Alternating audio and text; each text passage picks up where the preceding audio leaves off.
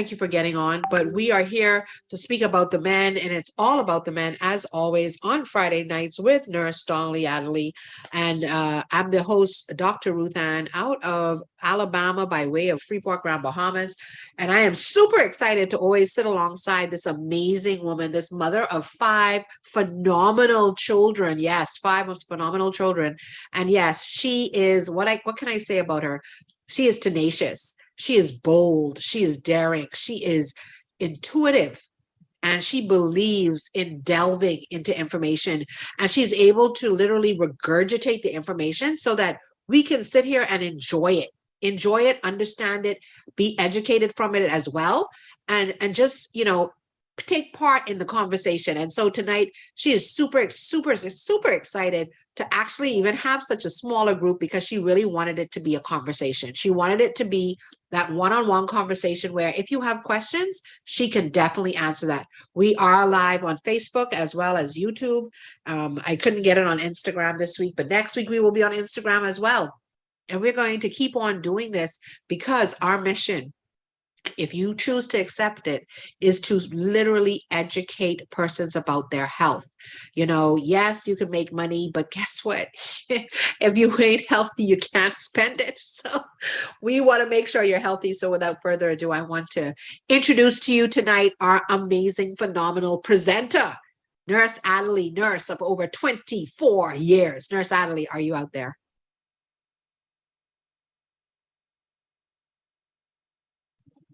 She was out there. I do apologize. I was just actually interacting with someone. Good night, all. And I'm glad it's a small group. I know we may have a few others joining us tonight, but I just wanted this to be more of a conversation. And with this conversation, we need to talk about how do we get our men to actually speak up more. What do we do? Because a lot of men, they're afraid to speak up. They're afraid to say what is going on with them.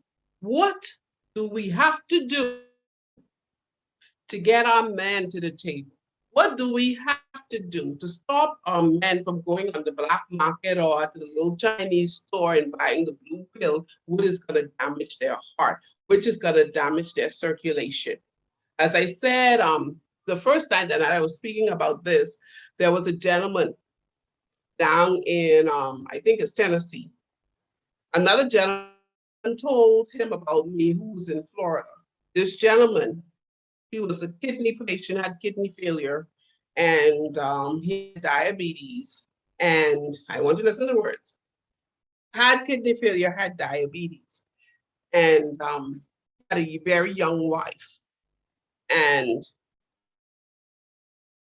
he decided, his wife did not know, that he was also dealing with erectile dysfunction. So he decided to go to the black market and get the little blue pill.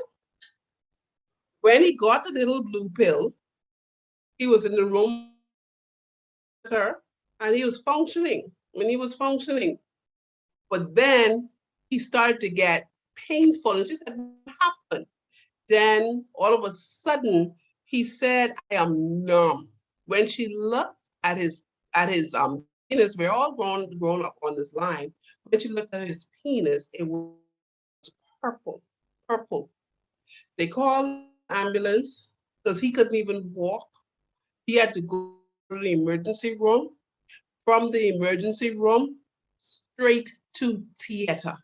They had to actually slit a hole into his penis for the blood that was accumulating to draw off. All this happened all because he was suffering. And a lot of men do this because I think, first of all, they're embarrassed. They're embarrassed by the fact that this is happening to them. A man's sexual life is extremely important to him. And sometimes what we as women, their brothers, their sisters, their mothers, their girlfriends, their fiancés, their wives, what we have to do is be more observant. Sometimes we would tell, do you think I need to show my face on this so I could drive it home? Definitely. I think that's Through that? that's more connection. Definitely. Okay. All right. Good night, everyone. Good night. Now, sometimes we as women, even though the man is suffering in silence and the man is getting these little blue pills or whatever, or trying to get things like strong back, love wine, trying to get the circulation thing going. We as women, we are also the culprit. Oh Lord, some women ain't like this tonight on this line. We are also the culprit. How many of us, our man or our brother or our son, can come to us in confidence that we will not repeat what he has confided in us. When row day come, he is sure that we will not throw that in his face. And for persons who are from different cultures, row means arguing or fight day or whatever. When it comes, how is he gonna ensure that even though row day is here or argument day is here, that very important thing that he confided in you does not be blurted out?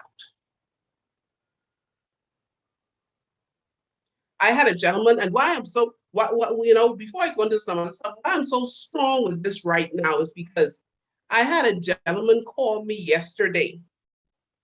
And the gentleman said, I am not computer literate, but I want to join this company because I have, he said that he goes to a private physician who has a hypertension clinic, and there's some other males there, and they're having the same problem.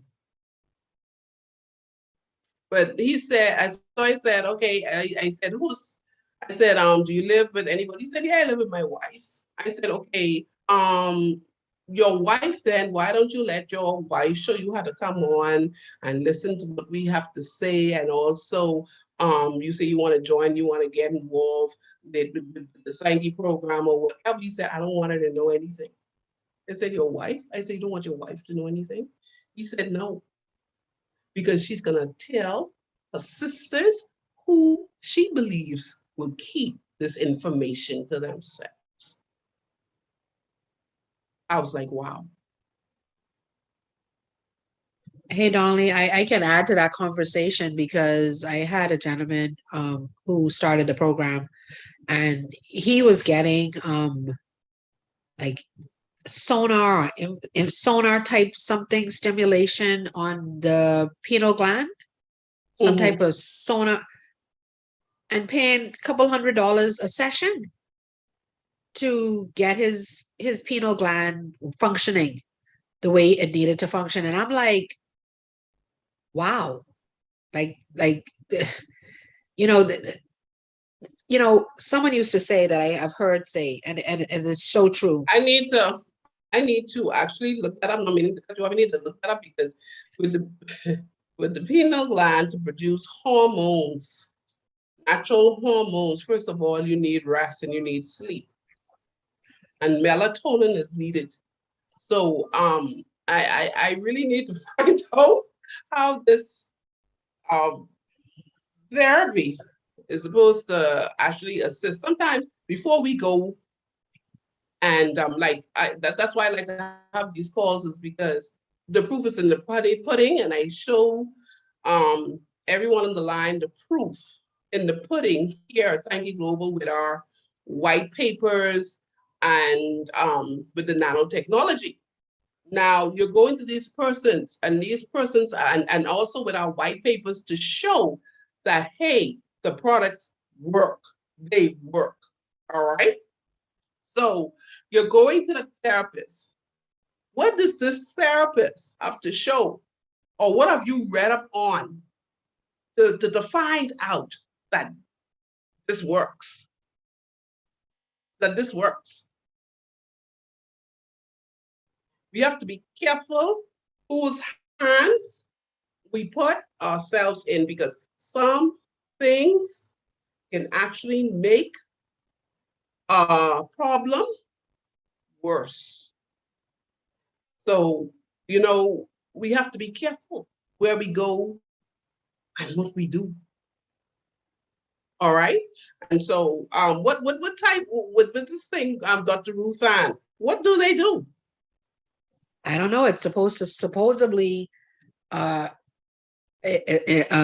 assist with, I guess, what the blush does, which is unblock blockages.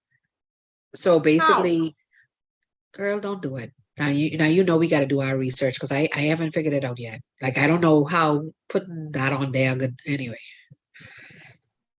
I don't know. Wow. Wow. Wow. And the thing is, you keep going back for more to hope. Well, the thing is, and you keep going back for more in hopes that it's going to work, because we have to remember too, Donnelly, pridefully, this is a man's pride.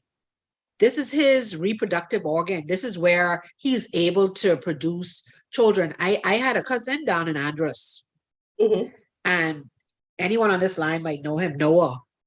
Let me tell you something. Noah passed away. I think Noah was like 80 something when he died.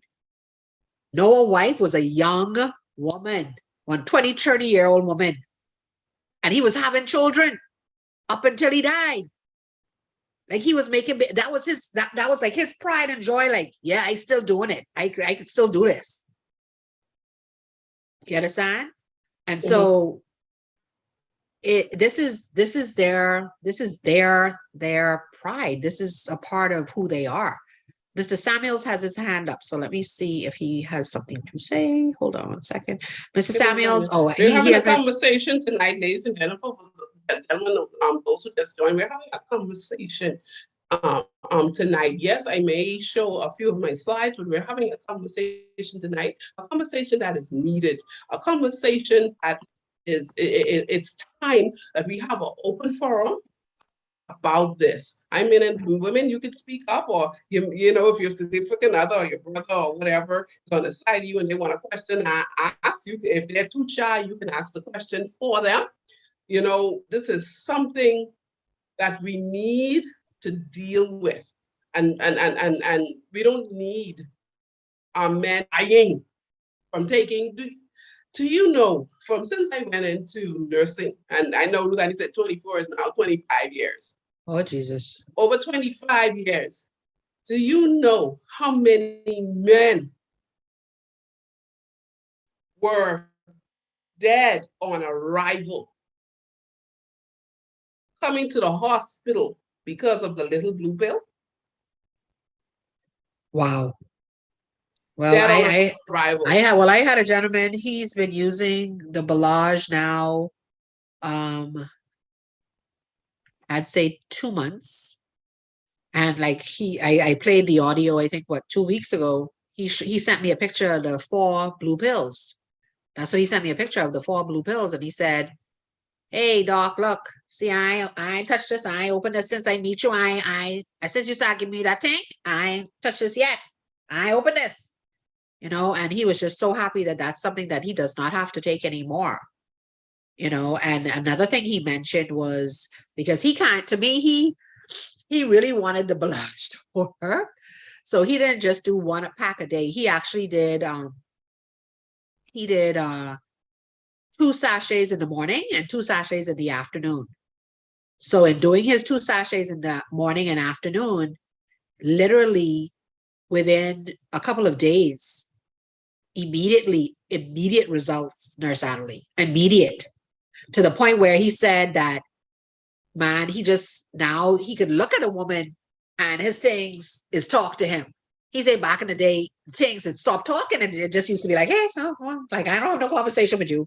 And he say, nah, man. He say, man, I just is look at things and then he say, man, I didn't know my things gonna do that anymore. I say, I just is taking it as pop up. It just, whoo, hello, how you doing? Flagpole. He said, now I understand why you was call it picture tent. So yeah, it's happening. Look here. It's happening. And the thing about it is the praise reports, you know, it makes me feel so good when a husband can call me with his wife on the line, you know, because you see, we ain't calling no names because we can't call no names. But when a husband can call me with his wife on the line and she's giggling in the background, like she just graduated from high school and she just had a little boyfriend, you know? That happened last week and I was like, hey, she in the background. She said, no, it's not. You've not been with my husband too long. Now we need to spend some more time together. I was like, okay. Okay.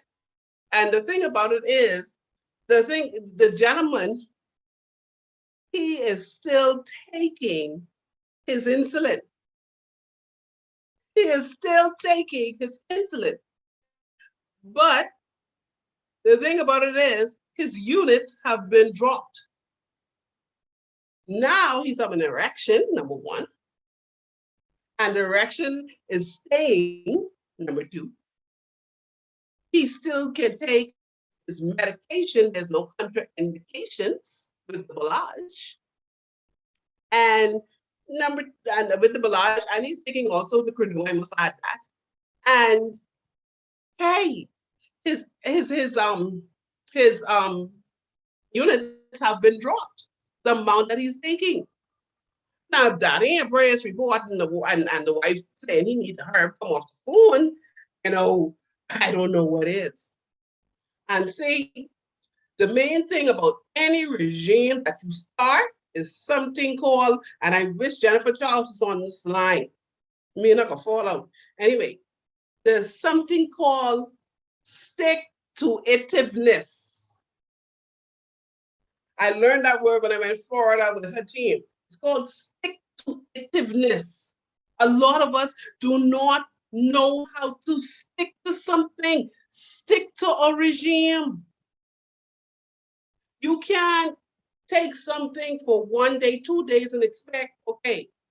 And then sometimes what happens is some people, they actually start to, the products start to work and they come off the products.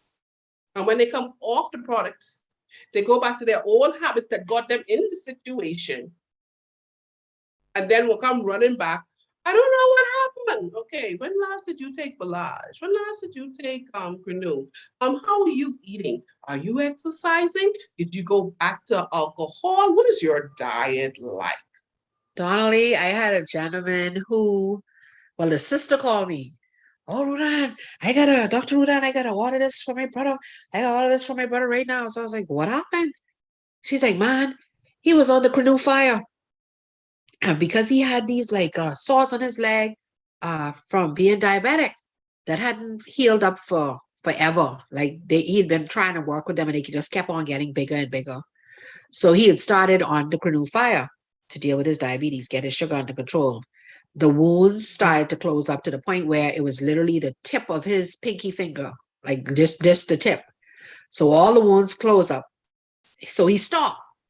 So he stopped taking the product. He must have been taking the product for two months and all the wounds closed up. Now these wounds were open for over a year. So now the wounds closed up on his leg. He happy. He stopped taking the product. Like you say, go right back to what you're doing. Forget about eating right. They ain't worrying about your high blood pressure, your diabetes or whatever going on. So when I got on the phone with him, I said, well, if all of that going on with you, that sounds like you might have an issue with pitching a tent. So he giggled. He say, what's pitch a tent? because his sister was on the phone. He said, nah, I need to talk to you later. So I said, no, you can talk. Let's talk. I say, picture 10, you having problem. How you know? How you know is what he say. How you know? I say, because anyone who have diabetes and hypertension can have an issue with picture 10. Whether they men or women, women will have low libido. He say, man, yeah, but I need some of that Balage. So he got the Balage and Canoe immediately. But like he said, that lasted in his system because everything was going good. You know, he feeling good. Everything was going good. And then he realized going right back to the square one. You don't change anything and then you expect a different result. That's not how it works. You know, we have to be very, very mindful of that. That's not how it works. You know, I told someone the other day, it's like, how long I got to be on this Balage? I say, well, when you go on a diet and then you decide to go start eating Burger King and Kentucky again after you done lose your 20 pounds, how long you gonna be on a diet for? Okay, that's all I got to say.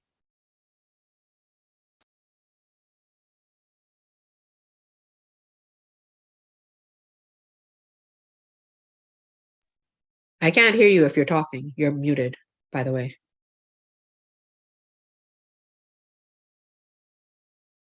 So apologize. That was, hey, we're on this call. I tell somebody called me back. Because they said they want to Isaac to look at I on the call. You understand? Ladies, first of all, let me go at can I go at the ladies for a second on Dr. Ruth? Talk to us, man. Talk to us. Okay. Now, ladies, how y'all doing tonight? Ladies and brothers, if y'all feeling me, I want y'all to put a thumbs up or a hands up or 111 in the group if y'all feeling me. Because guess what? I'm gonna just take the nurse's hat off for right now, and I'm gonna put on the ministerial hat right now. And guess what? Y'all, as I said, I'm a minister. All right, a minister of the word, and sometimes we as church folks, we get spooky. We get real spooky as church folks. All right. But guess what? If we would stop being spooky, we would have more marriages saved. If we would stop being spooky in the church. All right.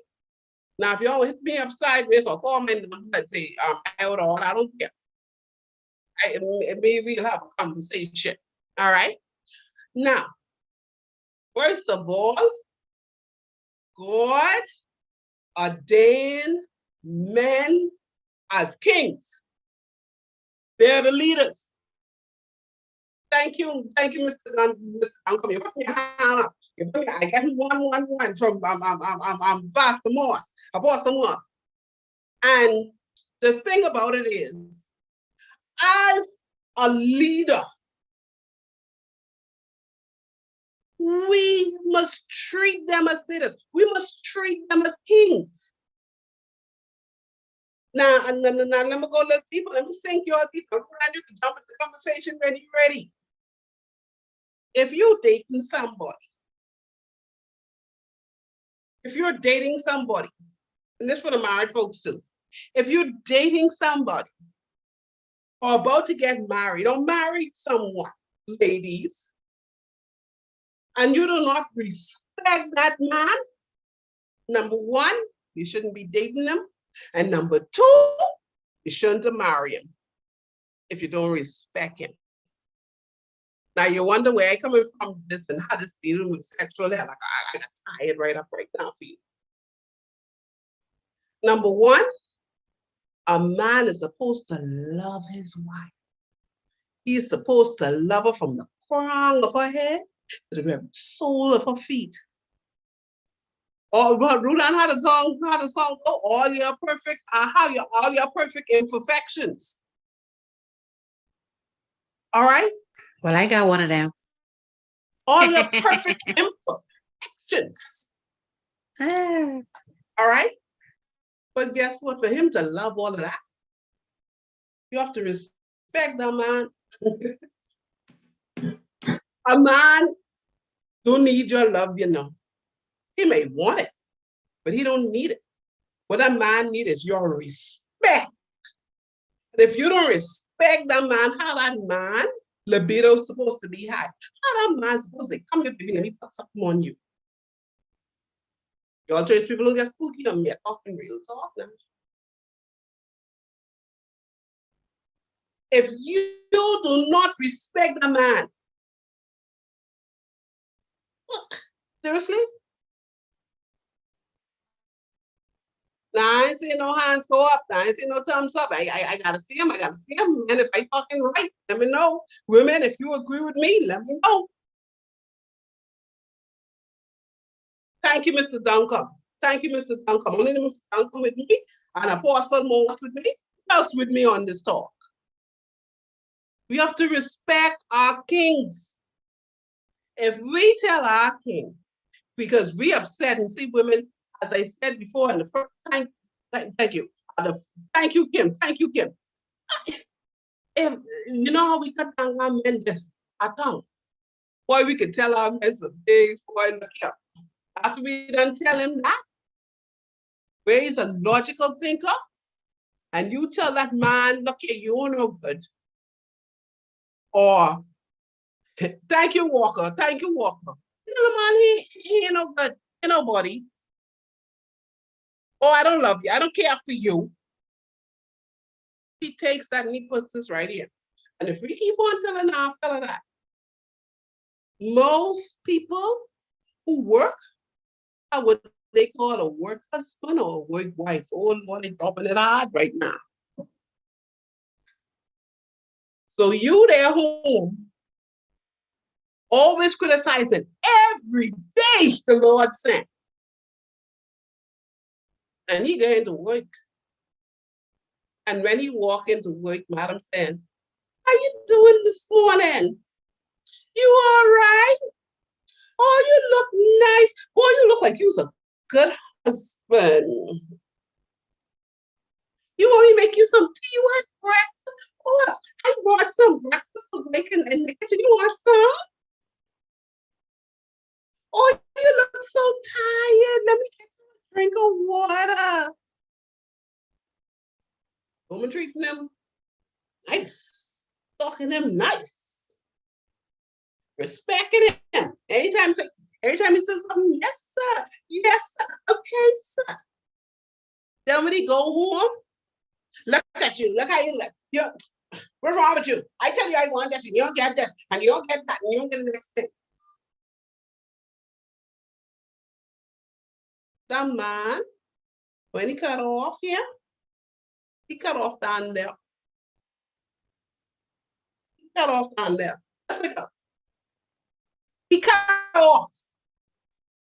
And you're wondering why the man libido low and the man don't want to have sex with you. Then on top of that, I was in the fish market this past weekend. I had to speak to a woman. She wanted grouper. Her husband wanted snapper. She wanted grouper. And she said, I want grouper. And I cooking grouper. If you want to stop it, I said, honey, come here. How you doing? Yeah, all right. She say, I say, man, look at why you talk to the man like that in the front of people. I say, you know what? If I had a group up, and guess what? Buy 1, 2 snapper for him. Fry up the man snapper or however you want it fixed. And guess what?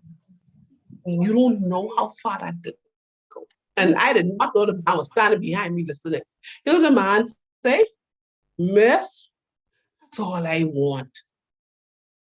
That's all I want. All I want is me 2 snapper, and she really got to give me nothing else with that. Sometimes we got to listen to our kings. So if we like that, how the man could tell us he having a problem down there? Huh? How the man could come fighting us and say he have a problem going on down there? Honey, I got a problem going on down there. How he can do it? Well, and also, Donnelly, it goes back to what you said about the gentleman who wants to get on board, but won't even tell his wife. Why? Because he knows his wife is going to speak to the sisters and make comment and think, like we have to be very careful. Like we have to be kind, like just like give an example, what if your vaginal area had a foul odor? Let's be real. What if? And you've been trying different things or whatever, and you were very self-conscious by it. And would you want him telling people that? No. You would be highly embarrassed. You understand? So we have to be very careful. And like you say, that goes back to respect, having that respect for our men. What's going on in your bedroom? That's your bedroom. That's your space. That's your sacred space. And you have to have respect for that. And oftentimes we're not having that respect, and we must have that respect for each other. It's vitally important. And like you say, with men, and Marva said it too, and Kim Moss, the men desire respect. They don't ask for much, they ask for respect. They ain't even asking you really to love them. That's the crazy part. You will get so much more from your man if you just respect them, because then you're making them feel like the king they're meant to be in the home. Miss Clara, do you have something to say? I have unmuted your mic. Miss Clara, if you want to say anything, you can unmute. Miss Clara, your hand is up. Do you want to say something? No? I think Adrian, do you want to say something? I saw your mic is unmuted. Yeah, okay. Adrian, do you want to say something? Your mic is unmuted. No? Okay, continue. Okay.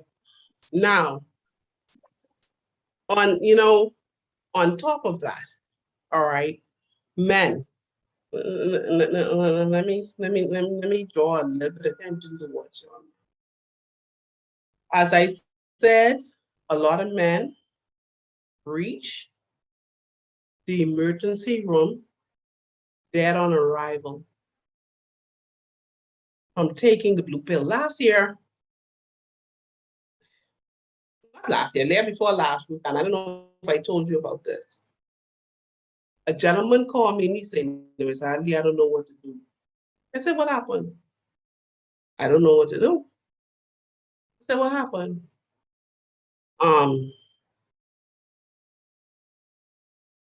I know my uncle,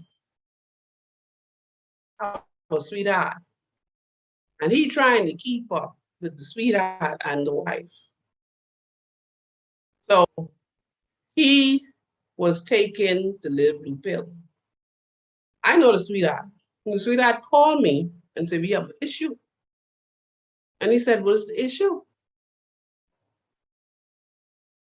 He said that, and this is somewhere around the world, okay?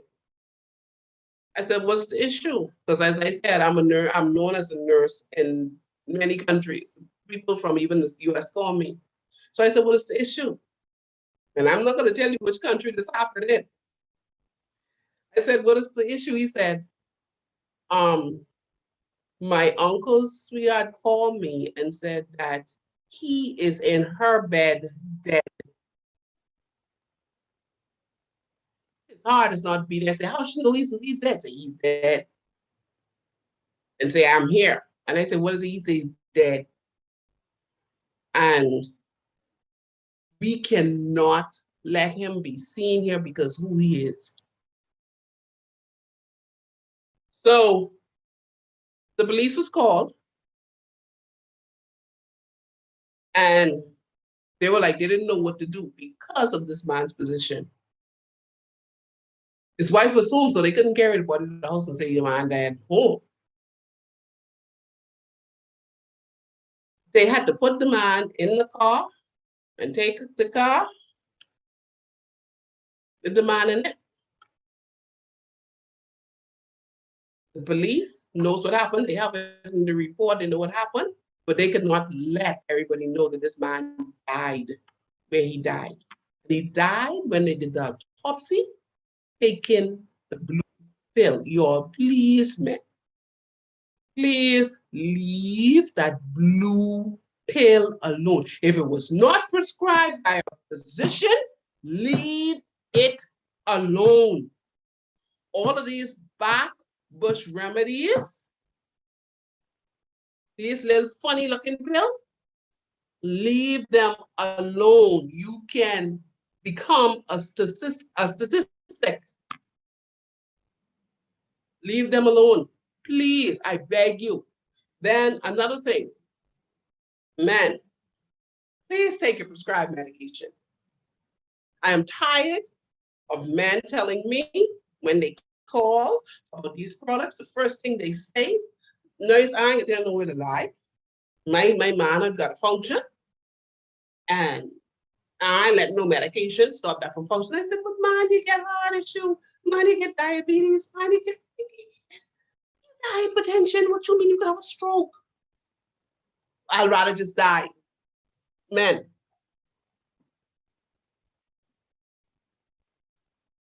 Anyway, we could be having a men's conference coming up next month. And for those who do not live in the Bahamas, you can actually pay a small fee, and it's going to be online. It's going to be an international men's conference. And the thing about it is, yes, I'm one of the coordinators, but I wouldn't even be allowed in the room. I know the men like that, huh? Anyway. So, men, why we brought you on this line is because, and next week, Friday, I want more men on this line. Men who you know, ladies, bring them on. Men who you know are suffering from illnesses and on medication that can affect their manlyhood. Please bring them on the line. Because these men are not taking their medication because it affects their sexual drive. It affects them getting an erection. And they need something that they can use in conjunction with their medication where they can still function sexually. Why are we keeping this a secret when we have the formula here to assist our men? I want to know, because it's disturbing me. Why are we keeping it a secret? Dr. Ruth Ann, her phone has been ringing off the hook now. My phone is ringing off the hook. There's more and more phones be ringing off the hook. When you all will come into this line, when your phone will be ringing off the hook, so we can help our men. Huh? And I just saying help men only in the country you in. You know, I know you have family and friends in different countries. Call them, let them know, hey, guess what? Man, listen to me, Donnelly. Bring them to the call. Donnelly, you know, suffering. Hey, Donnelly, you Why know are me. men suffering? Why are men dying? Because they cannot get it up. That's not a reason to die.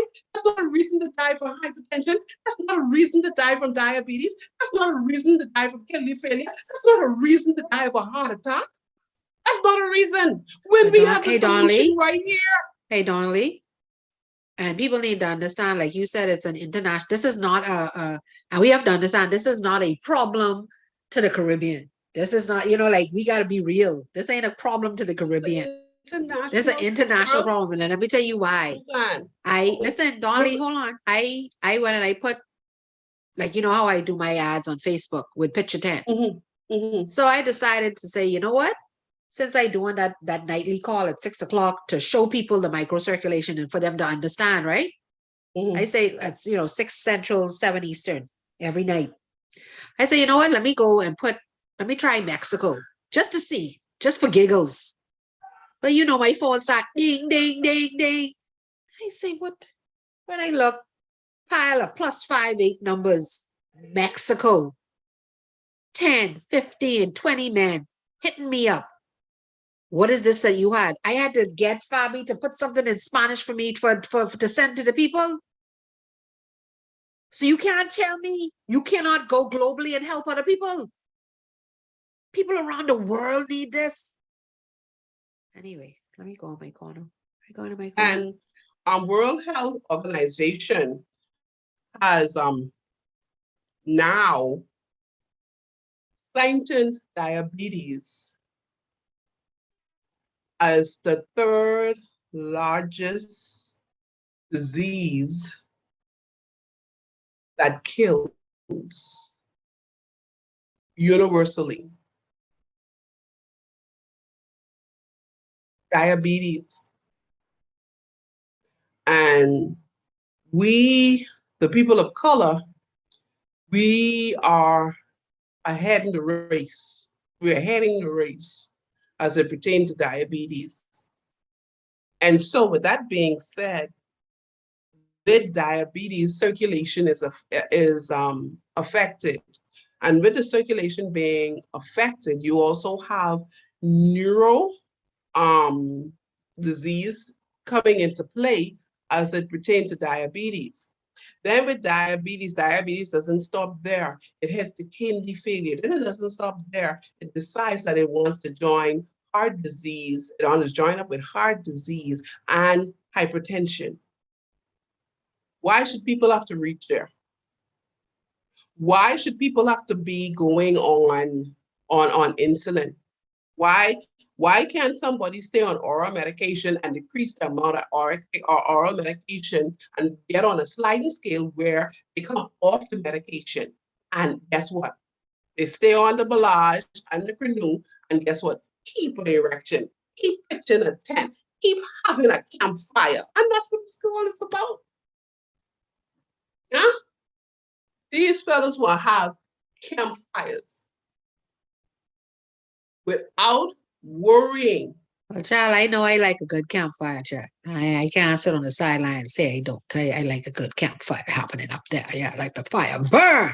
Feel the fire burning. I feel the fire burning. Oh, sorry. Let me go in the corner. Sorry. My bad. Sorry. Mama. Queen Mama. You get somebody beating you tonight. No, I was gonna write more OC. I was gonna put some French. I can't show my face in English. So all I can say is more OC. You get somebody beating you tonight. No, she's beating me tonight. She's slashing me. I can't even sit down. My rump is swollen now. Well, you know, she's the bedroom bully, so I ain't gonna be no bedroom bully now, but you know, hey, well, let's keep the fire burning, eh? To tell you the truth, adult women who are on this line, we gotta help our fellas out. If we know something is wrong, we gotta help our fellas out.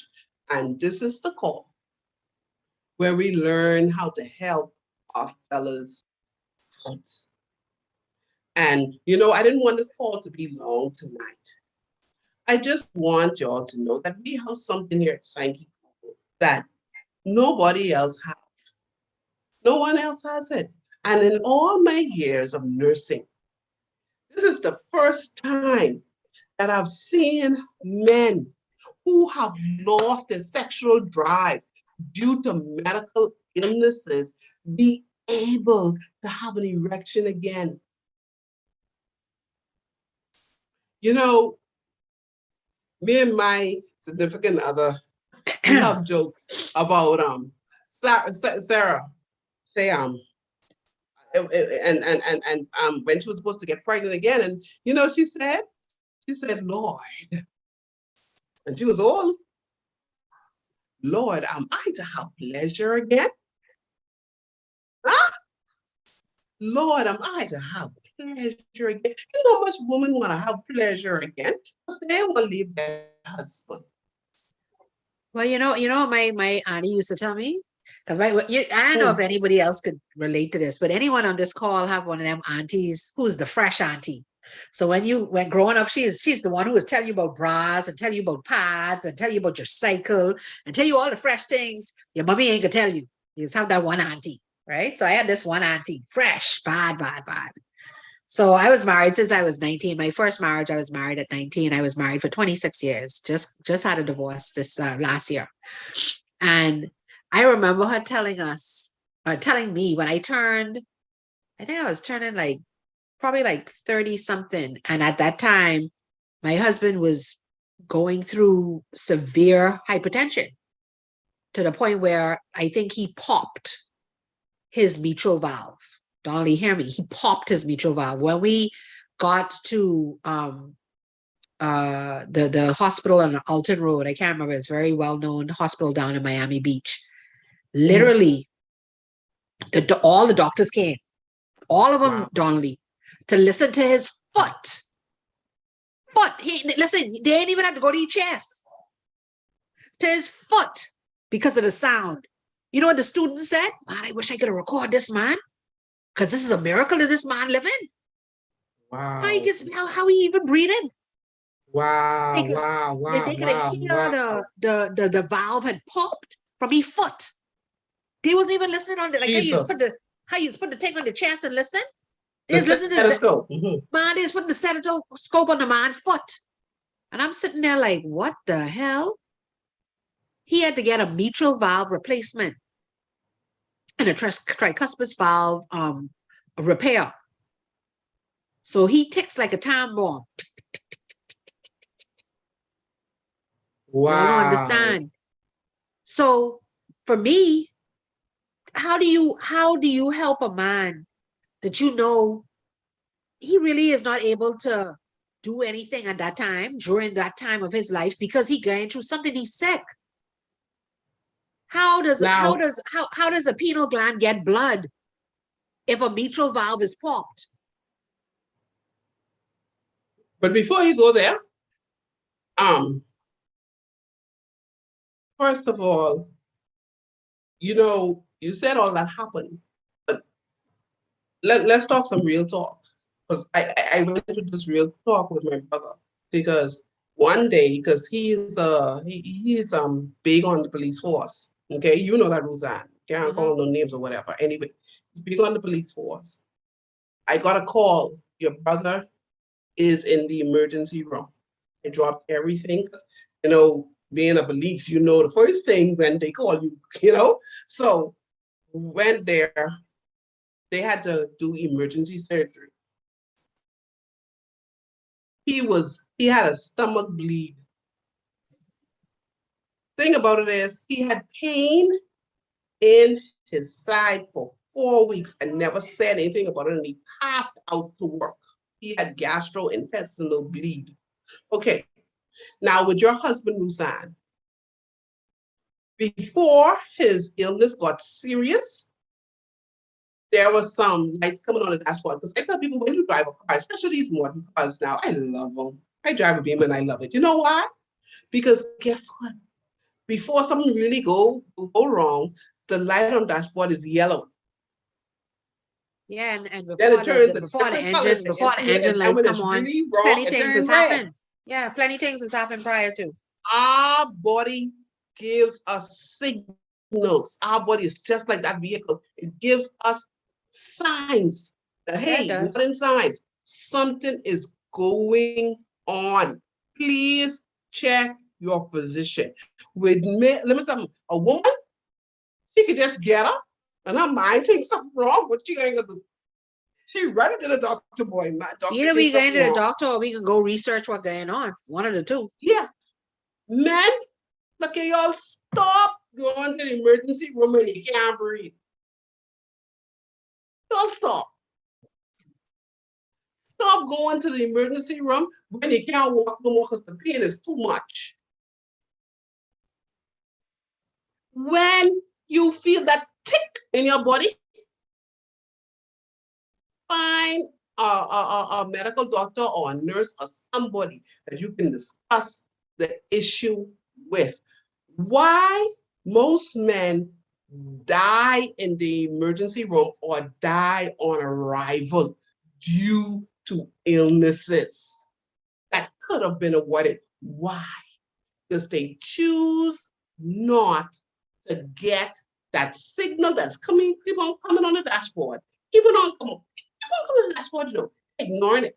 Keep on coming on. And for some reason with men, especially in the Caribbean, they believe Guinness can solve everything. I better stop that here. Please stop that. And guess what? It's the hottest summer ever. We have record-breaking temperatures this summer. Y'all leave them Guinness alone. Because that's another thing. We have men having nosebleed, hemorrhaging, because drinking Guinness and Red Bull or whatever, Red Stripe and all them things mixed together. Y'all stop mixing these concoctions here. Stop it, please. Do not be another one dead on arrival, become a statistic. Y'all stop. If you having something going on, please, please find somebody.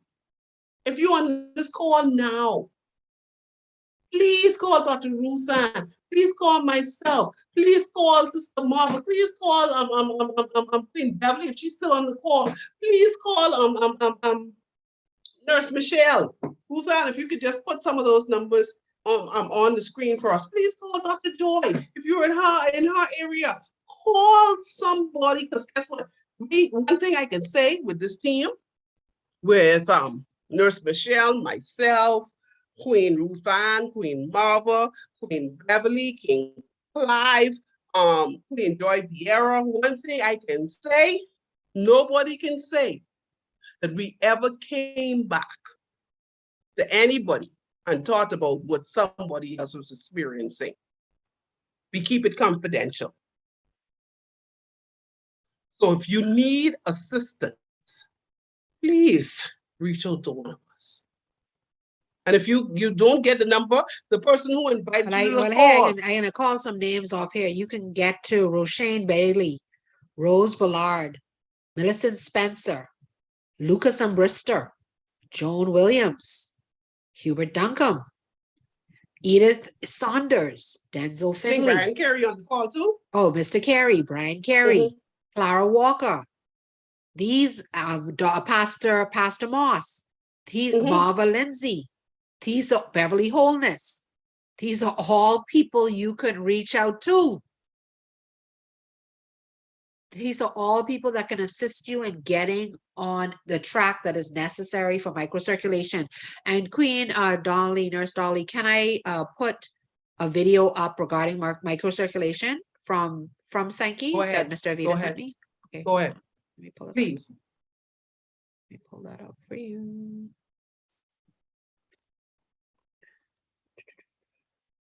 Okay, let's see if I can get it to go.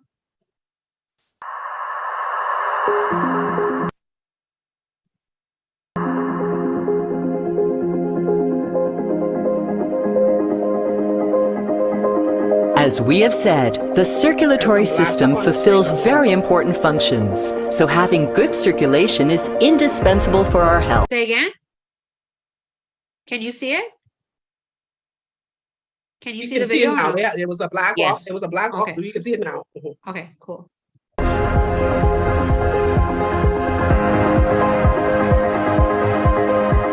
But how can we know the condition of our blood circulation? The only way to know it is to observe your microcirculation through your microcapillaries. That is to say, the smallest blood vessels in your body, to be able to determine how good your circulation is. For that purpose, there exists a unique Japanese technology which is so powerful that it allows one to observe micrometric spaces invisible to the human eye. And in that way, your blood flow in real time. This is a Japanese technology and it is called X-Crista. It is a microscanner capable of seeing the microcapillaries in a safe and non-invasive way. Here now, we will show you an example using an X-Crista microscanner to find out the blood flow of a person before and after consuming Belage. As you can see in this test, the first image shows the microcapillaries of a person that has not taken Belage, while in the second image, you can see the microcapillaries of the same person 20 minutes after having taken Belage. In order to know if there is good or poor microcirculation, we must take note of 3 elements. 1. That the form of the microcapillaries does not have deformities and are elongated. 2. That the amount of microcapillaries is abundant. And 3. That the blood flow is not slow. As you can see, the result and efficacy of the product on the body is impressive. Now, visualize if with 1 packet of Bellage, you were able to see the surprising changes in only 20 minutes. Imagine what it will do to your body if you take it daily. Would you recommend it? Would you like to recover the biological health of your body? Would you like to be part of helping other people make changes in their lives? Even better, would you like to earn money by recommending it? If your answer is yes to these 4 questions, stick around to see how it is possible to do so.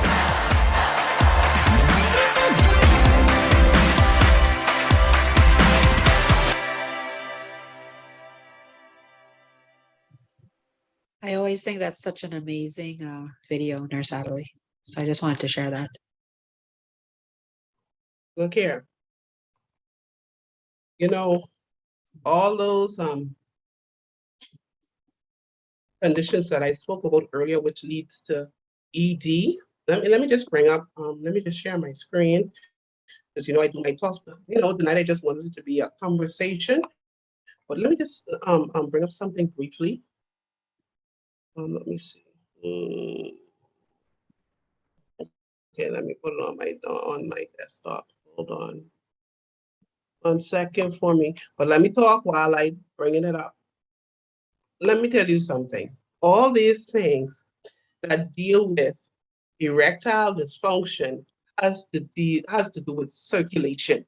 All right. And so if we have poor circulation, how could we then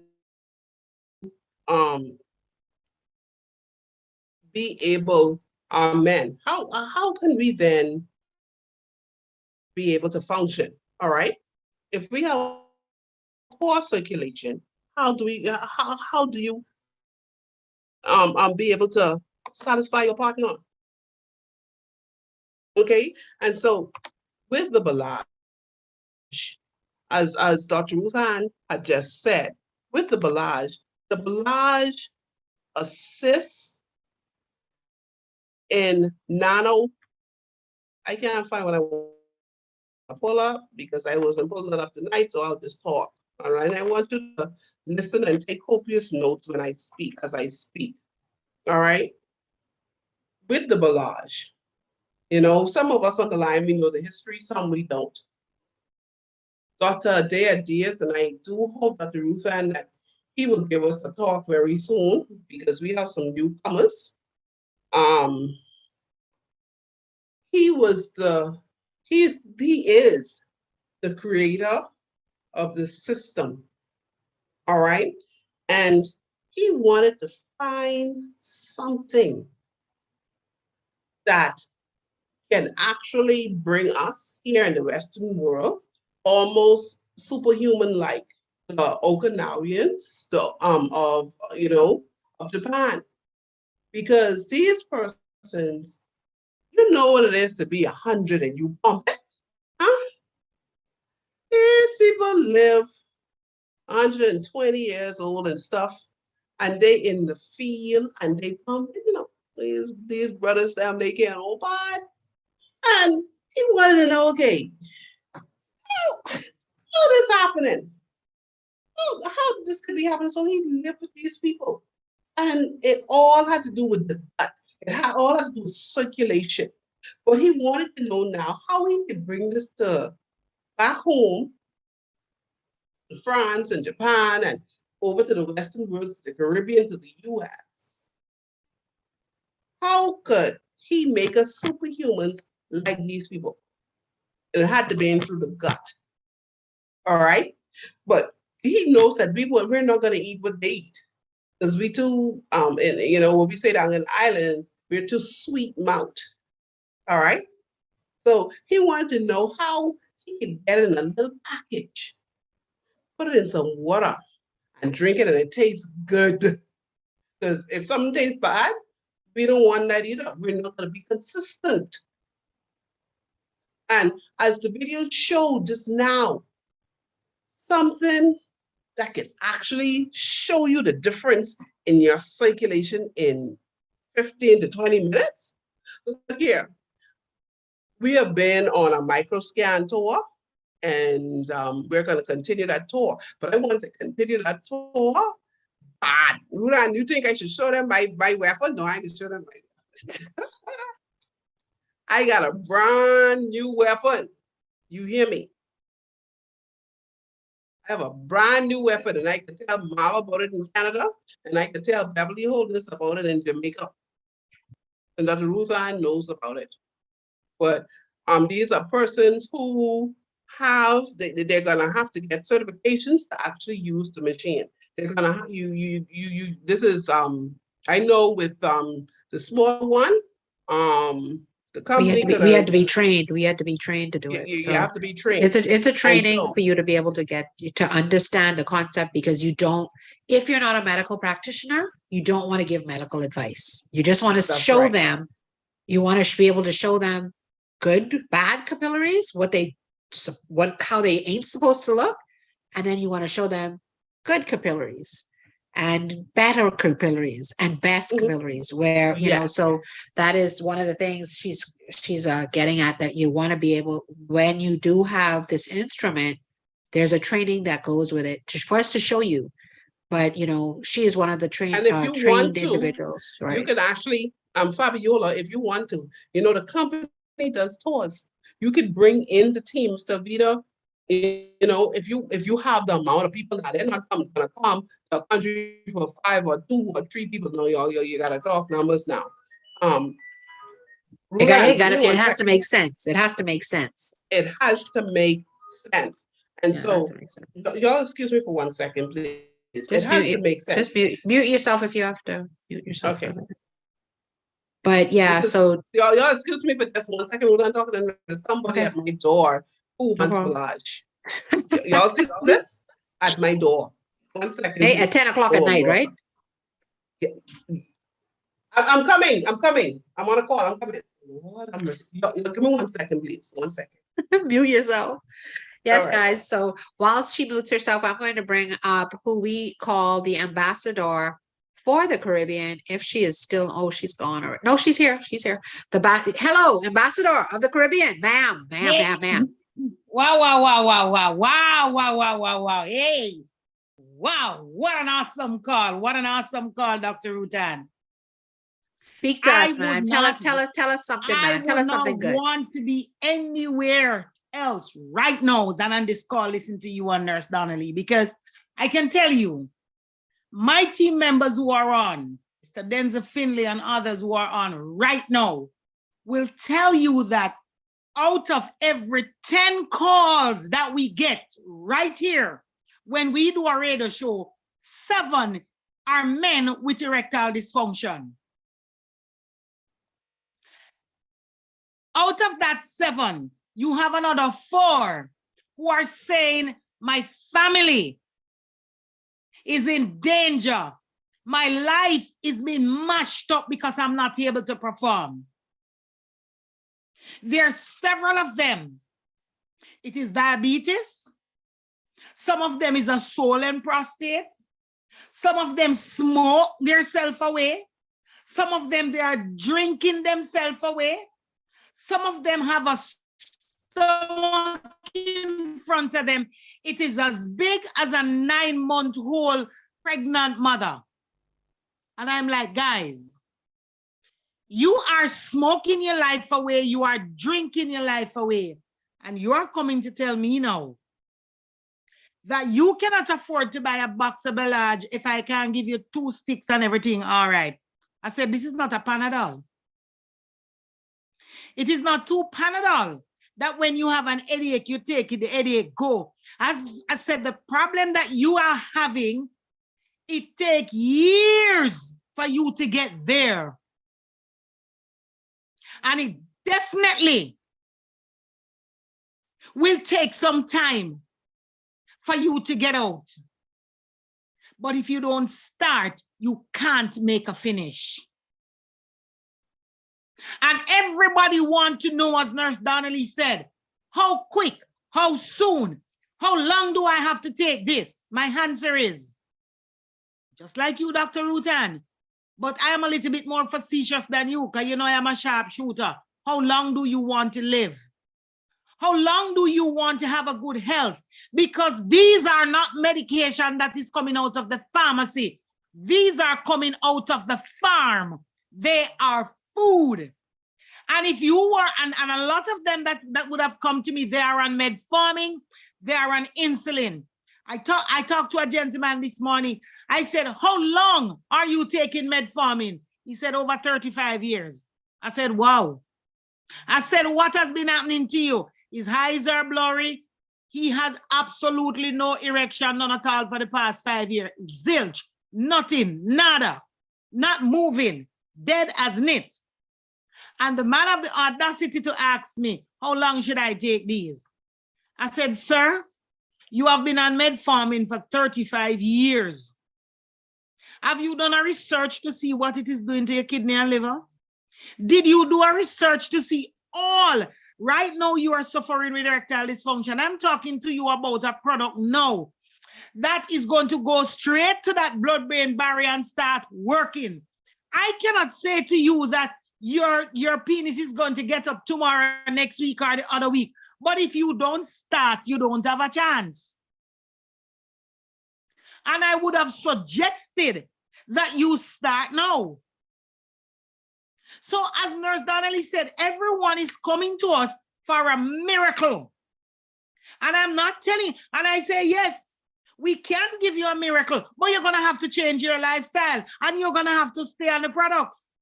Because when your metformin done, you're going to have to go back to the pharmacy to buy again. And let me tell you something. Families are being torn apart right now because of what is happening with our men. Women are unhappy. Men are unhappy. Because what? The body is not balanced. There's no homeostasis. None of us are at equilibrium. So we are all over the place. Everybody is dark. In Jamaica, you said that we're dark, hungry, and miserable. And it's because, as Nurse ADDERLEY said, we are not taking care of ourselves. The man, again, we know when a man cannot get a stand, he is miserable like a hounding dog. Because what? That is how we feel. That is what keep him going. When him wake up in the morning and him don't have an erection, when him wake up right away, him get miserable, he start to wonder what is wrong with me. So we as women are going to have to start to take care of them. But we are also going to have to take care of ourselves. Because some of us, we are aging too fast and we are getting old and ugly. The attraction is not there anymore. Because we stop taking care of ourselves. So the bed is not good. The kitchen not good. The house is not good. We have the products right here in Sankey Global that can turn all that around. But we are wasting time. We are here wanting somebody else to do it for us. If somebody buy an ice cream or a piece of jerk pork, they're ready to talk about it. But the health product that they should be talking about, they're holding back. And as Nurse Donnelly said, why do we have to live with these? Why does men at 30, 35, and 40 years old are now suffering from erectile dysfunction? That is absolute nonsense. And the men who are on this call, if you put your kids' school fee, the light bill, the rent, the mortgage above your health, something is wrong with you. So I am saying to you all, let us pack this call out each week with Nurse ADDERLEY and Dr. Ruth Ann, because the informations that are being shared here about these 4 fantastic product that we have, especially the Belage that is going to get that blood moving again. We need to have persons on this call listening and taking copious note and sell the pot and the stove in the kitchen if they have to do that to get these products. Because persons are aging too fast, dying too early. And I know that we are going to die, but we don't need to die kicking and screaming, not with the knowledge and the information that we have. So I'm really appreciative of a call like this, coming from you, Nurse Donnelly and Dr. Ruth Ann, because you guys are, especially Nurse Donnelly, because this is what you do. And when you talk about the blue pill, someone came to my shop last week and the man carried the blue pill. Him said when he take the blue pill, him said that him at a race. You spoke about that. They are dying. There is a natural way, guys. There is a natural way, guys, for you to start taking care of yourself. We are begging you. We need you, men. We need you. We don't need no board. We don't need no stick. We don't need no figurine. We need real men that God gave to us. Nurse Donnelly, if I love you one more time. Thank you so much, ma'am. Thank you for the information. Thank you for the knowledge. Thank you for sharing, because the guys need to know, Nurse Donnelly, that we are not categorically, we are not hanging around no dead man. I don't want no dead man. I don't want you, if you are dying and if you're dead, go fix your business and come back. God made you to be head of the house, to be head of my vagina, to be head of me. And if you can't do it, I'm going to have to get somebody else to do it. So go take care of yourself. Man, listen, Queen Bev say the head of the vagina. Go ahead, gal. Take it. Thank you so much, Queen Beverly, for that. You know, the head of the vagina. Yes, they are. They are. All right. You so are. Now, Beverly, keep that standard. Keep that standard, man. Keep it up. Yes. I need to add something to that though. Okay, so ladies, to help our men, here are 7 suggestions. All right. First of all, discuss the issue, but you know, sometimes in the Caribbean, you have to squash that because they don't want to talk about it, right? Okay.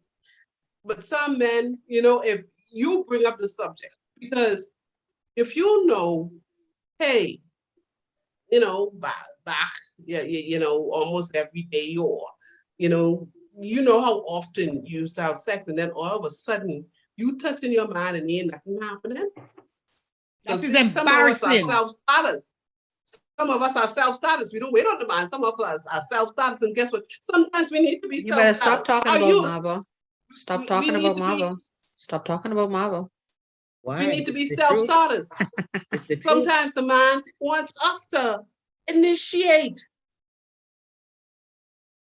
Yes. Yes, he does. And then, you know, some of us, when we are dating the man, you know, we do all kind of tricks. You know, some of us even, you know, when you first start dating the man, you even know how to hang from the chandelier. Hey, and spin from the fan and do cartwheels over the bed. You know, all he could do is say, "This girl is on fire." And after you don't get the man, the girl even in lukewarm no more. And you wondering what happened? Then this can't be the same person, though. Anyway, so you know, and it's the truth. It's the truth, ladies. It's the truth. All right. And you know, Nurse Donnelly, we don't want no excuse. I don't want my man not to be taking care of himself. And then in the middle, when I'm having fun and I'm saying, yes, This is the time when, okay, that little thing gone dead and you're like, okay, I'm tired. Lies. You are not taking care of yourself. Take care of yourselves, man, because it's not nice that when I am in my mood, when I am in that mood, when I want you, then no, you come with excuse because you have been stuffing yourself with rice and dumpling and breadfruit and sugars and everything that is not good. And then when you get in the bed, you want to give me excuse. No. I want to put a pin there. I want to put a pin there, Beverly. You know, when you said stuffing themselves with those kind of things, a lot of men believe rum is aphrodisiac, but rum actually causes a man to get a erection. It does, but guess what? It doesn't stay there. And men can and men on this call, they know that. Alcohol, it ain't gonna work. It's not going. We love our men, Nurse Donnelly. We love them to death. And so we love them. Let me just go down the line now. Now, also find the time to talk. Ladies, if you know, see, women notice change before men. We do, God just gave us that discerning spirit. That's something that God gave women. We can see changes long before you do. We know changes, even the way how and this is us on this call, even the way how you're intimate, the way how you make love, the way how you have sex, women know when it changes.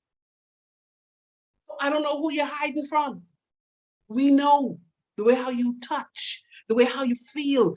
We know when something is wrong. Well, I was told by a man the other day that he doesn't want to have to work his hand and his tongue as hard as he working it right now. And I was like, well, guess what? Guys, let me bring, this is why you need the barrage too, because guess what? A woman get tired of the tongue and the finger. A woman can get tired of that. They don't care. Let me tell you, if you could take your tongue and you could make a knot, take down your tongue in a knot, do all them kind of tricks, we still can get tired of them tricks because we want the real thing. I ain't talking real.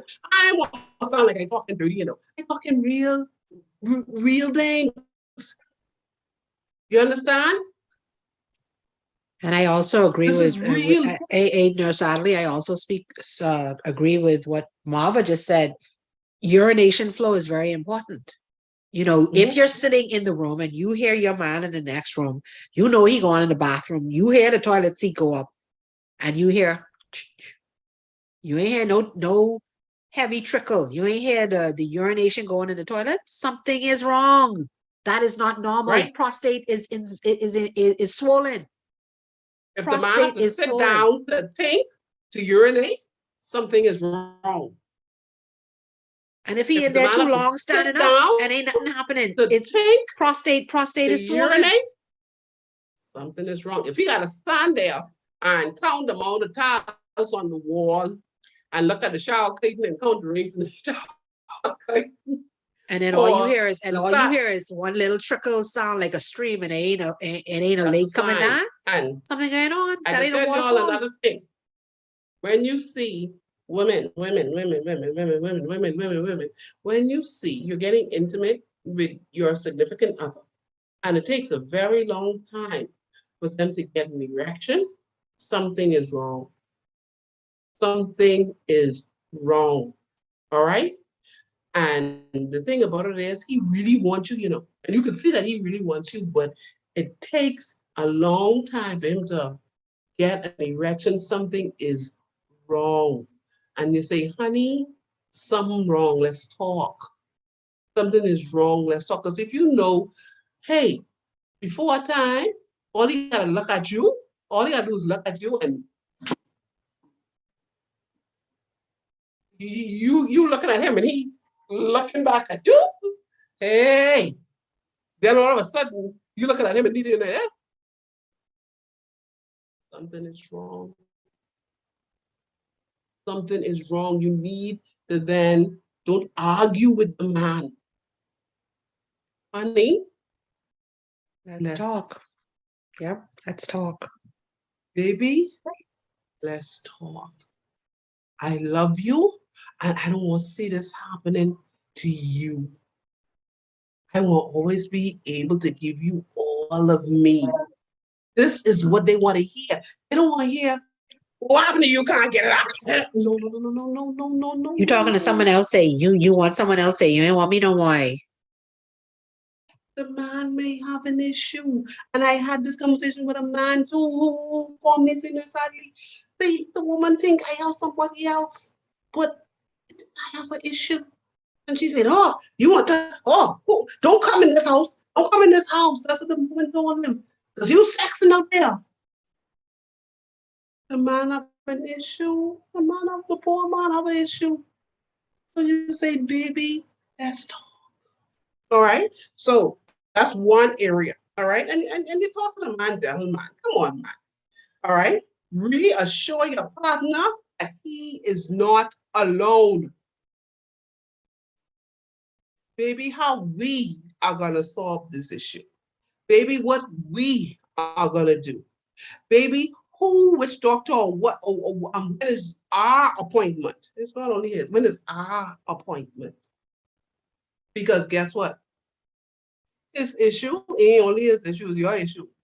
Because you want to be intimate. All right? Then, another thing. Offer to go with your partner, as I said, to his doctor's appointment for the man. Make him feel make him think he's in this thing by himself. Come on, because guess what? The doctor could give you some information to assist you. And guess what? Sometimes if you go and the doctor say, well, hey, this is what's wrong. Guess what? You as a woman, you could be right there listening. And then you could know what to do and how to assist your man. Okay? So then another thing is help your partner to help himself. So you know, well, hey, he's smoking, he's drinking, or he ain't eating properly, man. Let's fix something proper for the man to eat. Go and look for foods that help ED. Okay? And one being, so the guys know, is watermelon juice. I can't remember at this moment. I don't have my notes in front of me.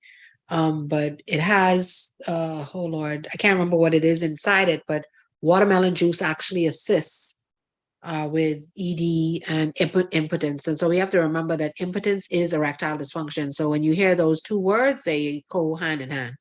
Sorry about that, Nurse Addley. Continue. No problem. Then these are things, men, that can help. Y'all can write this down and take copious notes as well. Diet, type food that you're eating. Eat more grains. All right? Eat more fruits that you get your vital minerals. And here at Sangi, they have something where you can get your vital minerals. If it's called the Inner Seven.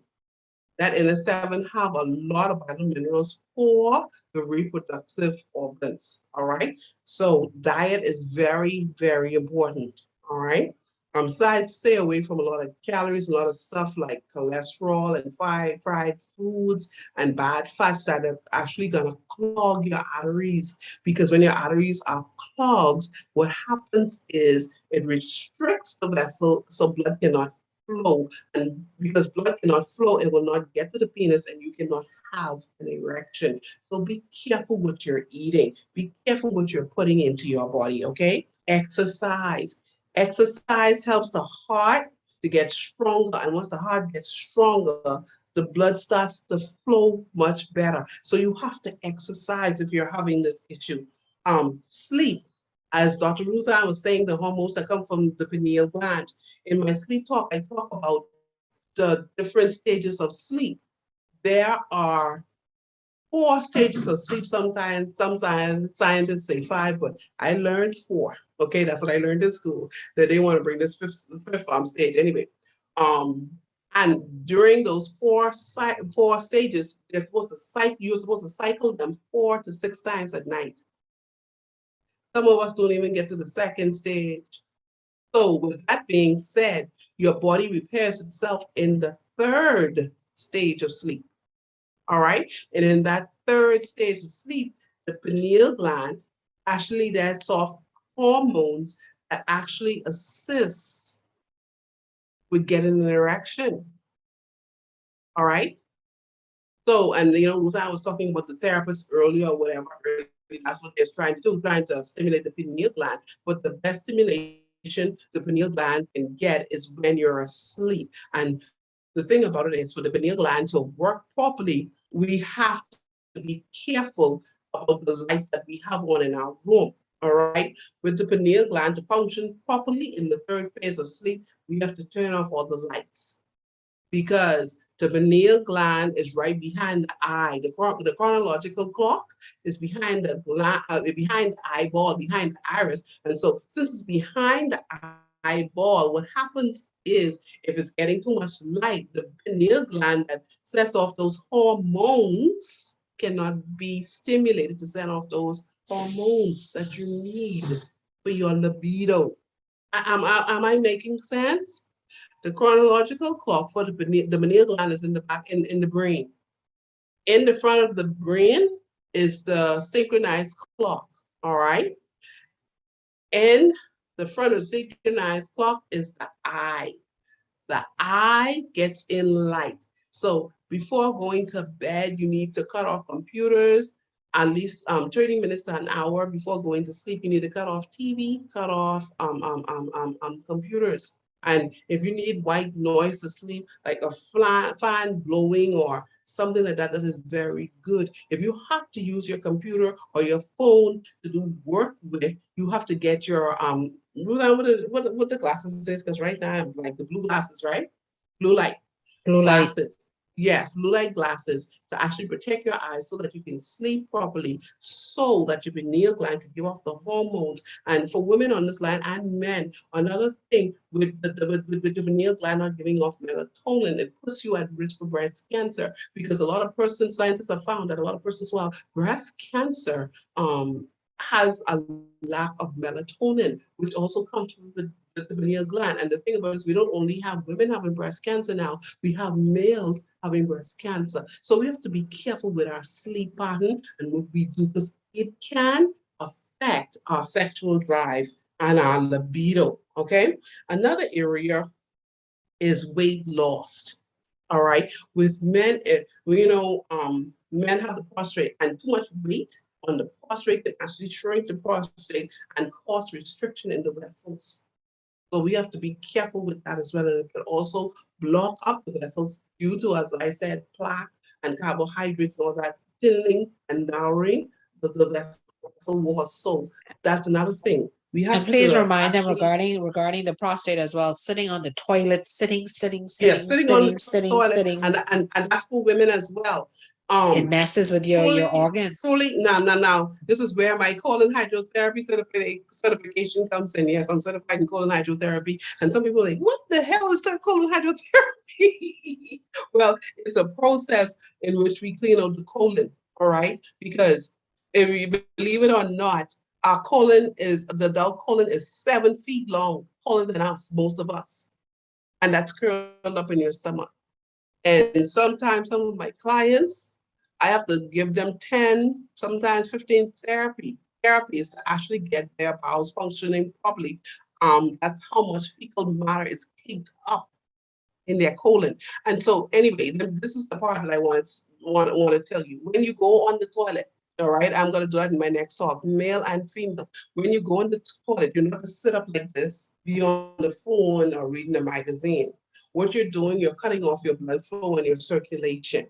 All right. When you go on the toilet, you're supposed to bend forward and your stomach over your knees, so that you can eliminate properly. And you're only supposed to be there no longer than 2 to 3 minutes. After that, you're to get up off the toilet bowl. If you find that you're constipated and it's not coming out, you get up, you drink water, you walk around to get your circulation flowing, and then when you feel the urge to go, then you go back. But you do not sit there and stay there. You can mess up your prostate and you can mess up your circulation. All right, and that's in male and female. You can mess up your circulation. So sitting on toilet too long is very bad for males and females and your libido. All right, the body was not made. See, as I said, your colon is 7 feet long. That's a lot of weight. Man, that's a lot of weight sitting on your prostate. on the toilet that long. You can't do that. You're messing up yourself. So please stop it if you're doing it. If you're reading the newspaper, catching up on Facebook or Snapchat or WhatsApp or whatever, or listening to the show on the toilet right now, you need to get up off the toilet.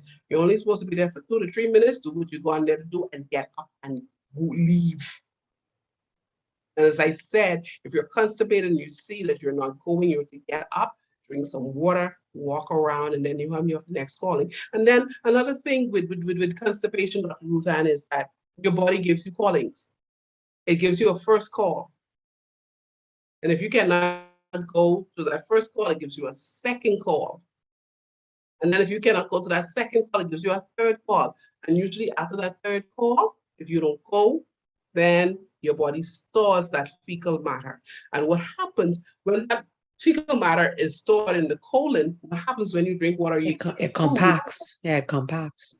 And listen to me, the toxins, you see, because when you got to notice there's something called peristalsis, and then when the food goes into the stomach, you have the digestion process, and then it goes into your intestines. And what happens is, to get some of those nutrients, what happens is your intestines suck down on those foods. And so if your food is in there compressed with that old fecal matter, what happens is the toxins are then released back into your body. That's how come when you see persons would have oh Lord, would have acne or skin problem or bad breath.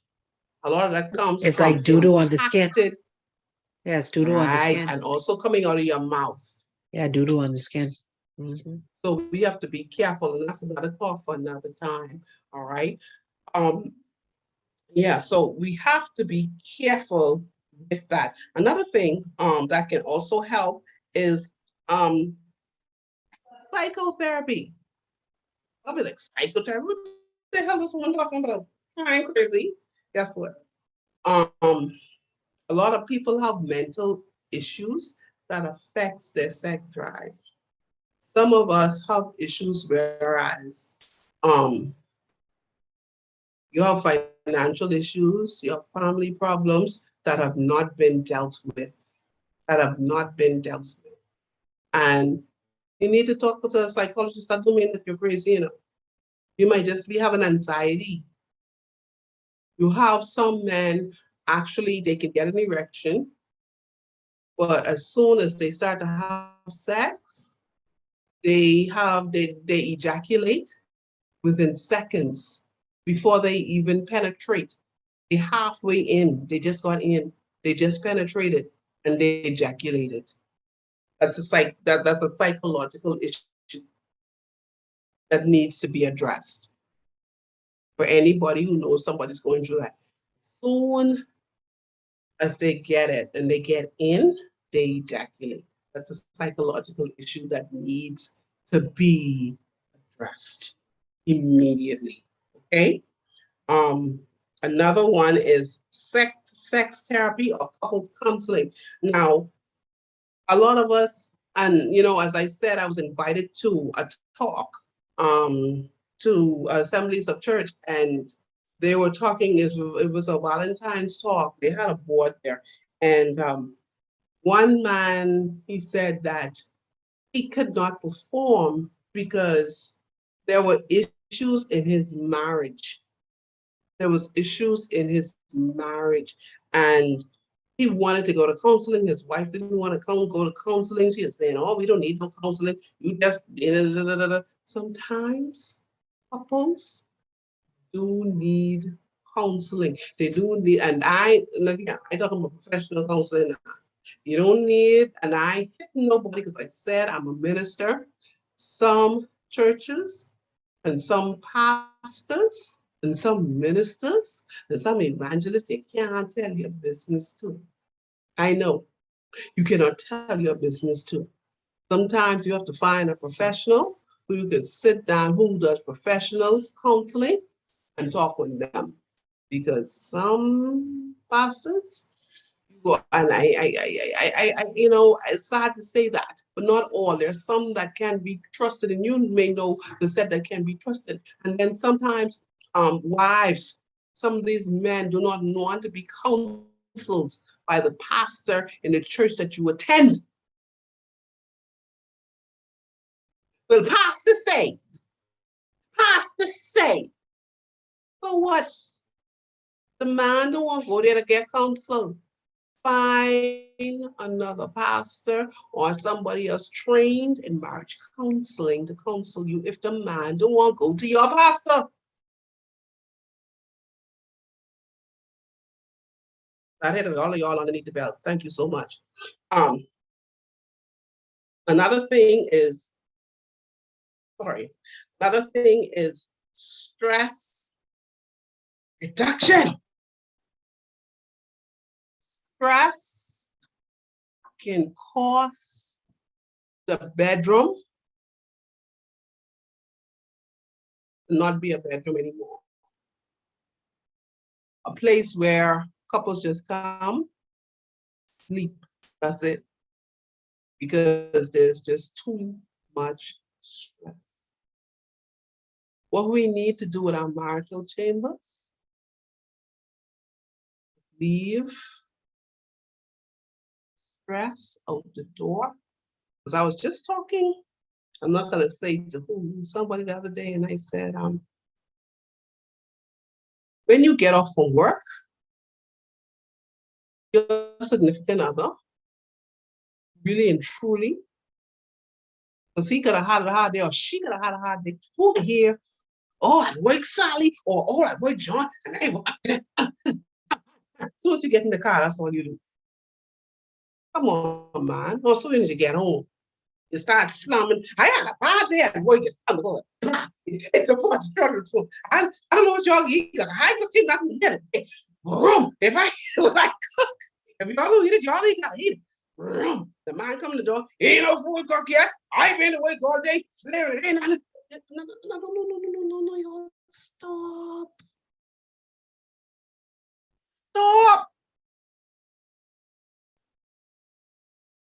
Your home is supposed to be your castle.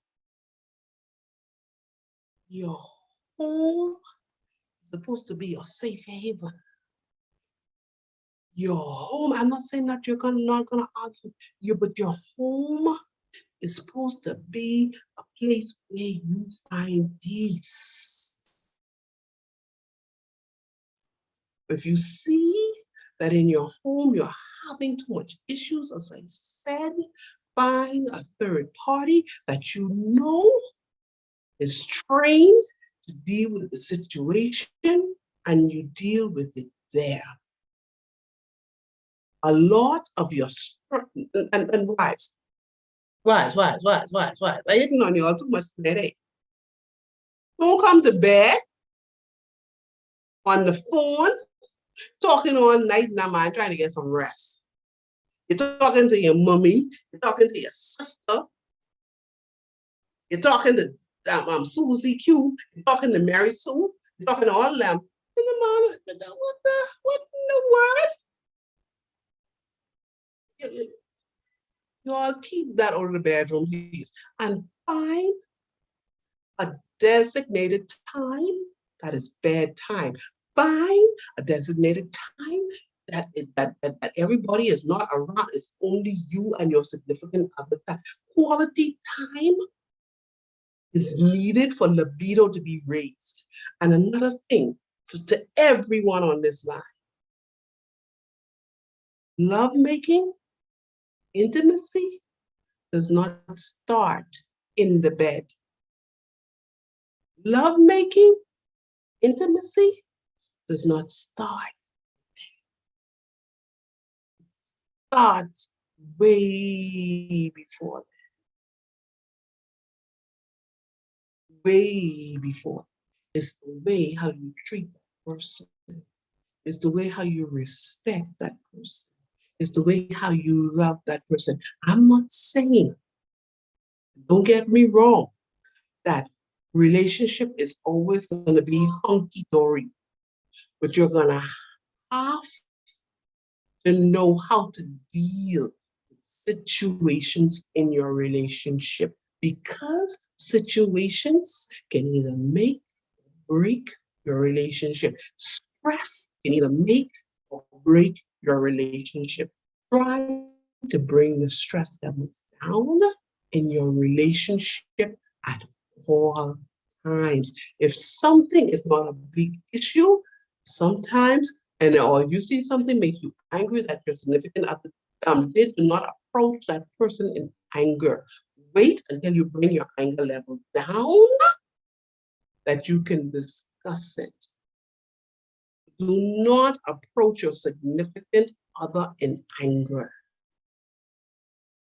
And then turn around and want a person make love to you that night. Y'all gotta be on your mind.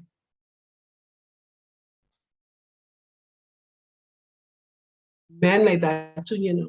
You can't tell the man off, and then later on, tell the man all kind of food stuff morning, and then later on, you feeling froggy and want the man to get hot. Well, gotta be on your mind. And it's vice versa. Let's treat each other with more love, more respect, and you'll have more campfires going on around here. Have more tent pitching around here. And there's a book that everybody on this line, because it helps with libido, it helps you to learn the person. It's called The 7 Languages. No, not 7, it's 5. The 5 Languages of Love. It's a 7 or 5. I'll get the right name and I'll put it in the chat. But you need to find that book.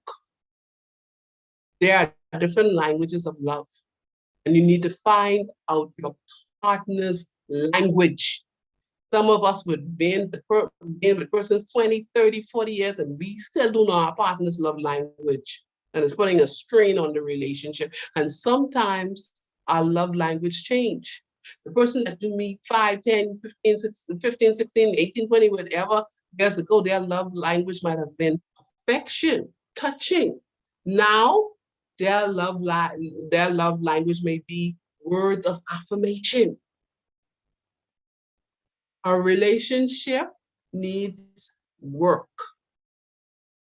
You don't just get in a relationship once you get the person I don't get them, yeah, that's it. No.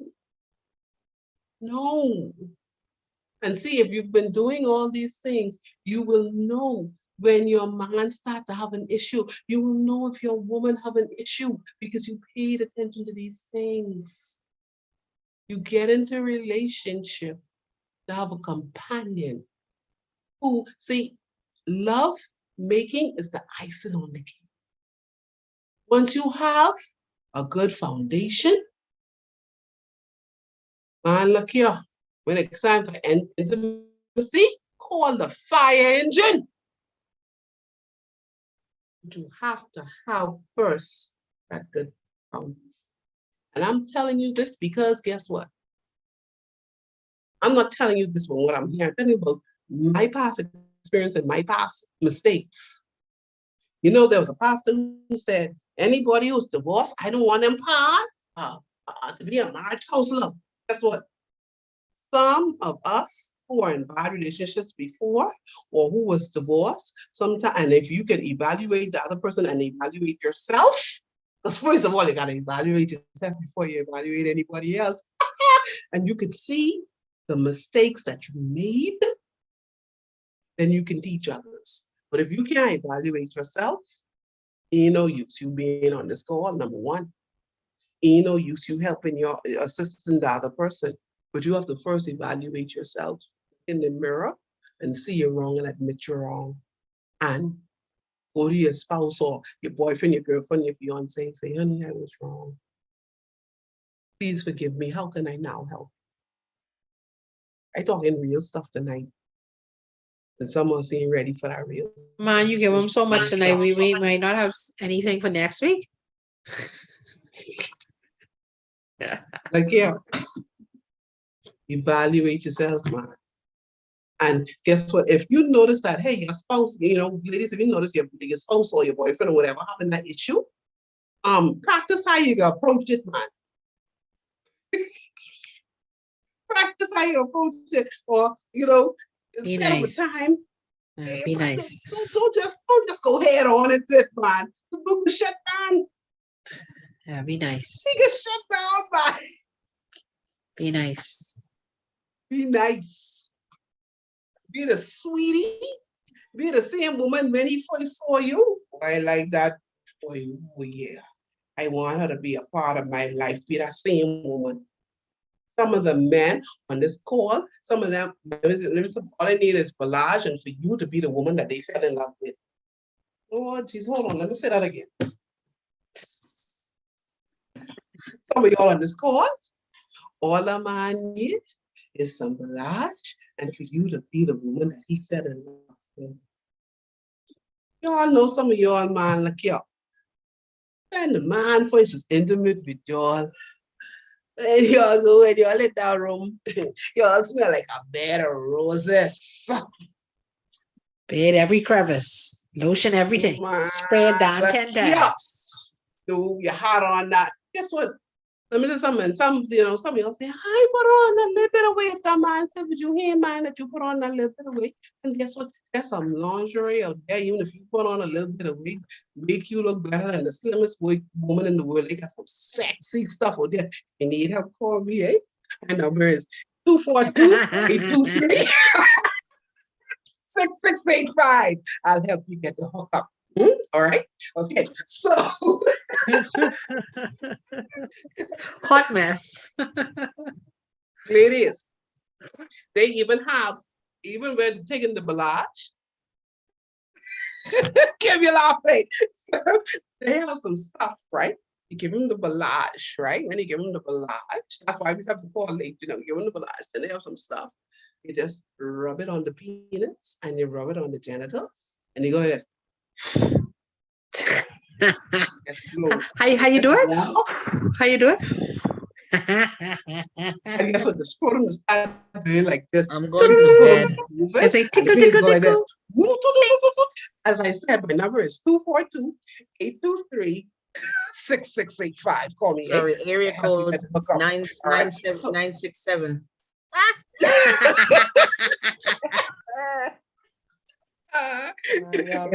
have to get the hook up and just get these men together. But without you. With all of that being said, let's get to the Balaj, Dr. Ruth. So guys, I want to say thank you to my presenter tonight for being who she is, and thank you. Someone's hand is raised. My hand was raised for a long time. Oh, sorry, Marva. Go ahead. I forgot. Yeah, I forgot your arm probably break by now. Go ahead. It's hurting. Actually, it was a legitimate question. I'm not misbehaving. And it's going back a little bit. You talk about having fruits. You should have fruits and grains and such. I have a client that he says he can't have fruits. He says every time he try to eat fruits, he gets nauseous. So then don't eat fruits. Just eat vegetables. You got just eat live food. That's all. Hello. What you said? Every time he eats fruit, he gets nauseous. Yes, gets upset stomach. He'll throw up. That means that he has he has parasites. Oh my God. Hasaki. Parasites does not like in vegetable. Hasaki. He had a kidney transplant. He had a kidney transplant. Yeah, that wouldn't do it. He anytime he eats fruits and vegetables, he gets nauseous because nauseous that starts from the gut. He has parasites. He needs to clean out his gut. Hasaki. He drinks that, and he just ordered some more. Yeah, he needs to just keep drinking that. That need to be on he needs to get rid of those parasites. Should I tell him that? You could have him call me. I can speak with him. Okay. I think that's probably better. Okay. Yeah. All righty. Thank you so much. Naughty girls. You're welcome. Well, like I said, guys, I want to say thank you to Nurse ADDERLEY, as always. Thank you, the co-hosts, all of you participants. Thank you for getting on. You didn't have to, but you were. And so we appreciate you here. at this call where we don't want the men to suffer in silence anymore. And that's what it's about. Suffer in silence no more. It's our movement to help you. And tomorrow night we have our movement for the women with Dr. Denise Joy Piera out of Trinidad and Tobago. She'll be on the same link that we were on tonight at 9 p.m. Eastern, 8 p.m. Central. So please get those females in your lives, the loved ones, your mothers, your aunts, your sisters, your daughters, your nieces. Get them on, your coworkers. Get them on and let them listen in as she talks. She's speaking about the lymphatic system, which is vitally important. Oftentimes that's where the breast cancer starts. It's the lymph nodes underneath the breast area. Hold on one second, Melissa. I think your thing is unmute. Yeah, sorry about that. Edith, I see your mute, your mic unmuted. Do you have a question? I think that's Edith. Yes. So hold on, Millicent. Edith, No, go ahead. That was No? just a mistake. Sorry. Okay. Millicent, you can unmute, but you have to mute whatever you have in the background because it's going to give an echo. Because I don't know if you have the YouTube up, Millicent, so you can open your mic. She has two phones on, two things on. Yeah, something's both things are on. Millicent? Okay, no problem. I was Right. not hearing from my computer, so I had the computer on. Okay, So, and my phone, so that's why you're getting the echo. did you have a question? I just want to say that yesterday I do a lab test. My nurse practitioner from the Molina Health Insurance, they sent me to do lab tests for my kidney and my A1C. And my report came back today. She called me and said, oh, my kidneys are okay. They are in good condition, proper.